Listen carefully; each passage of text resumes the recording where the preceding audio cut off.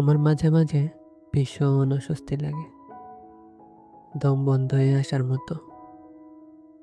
মনে হয় এই কথাগুলো কারো কাছে বলতেই হবে, কিন্তু বলার মতো একান্ত একজন মানুষ আমার নেই।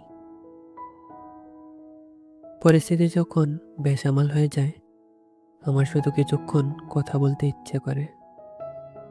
কথা বলা তখন শখ না, জরুরি হয়ে যায়।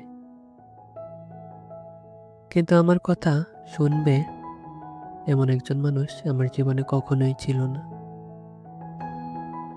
আমি যখনই কাউকে নিজের ভেবেছি, সে ধীরে ধীরে বুঝিয়ে দিয়েছে আমি তার জীবনে অপ্রয়োজনীয়।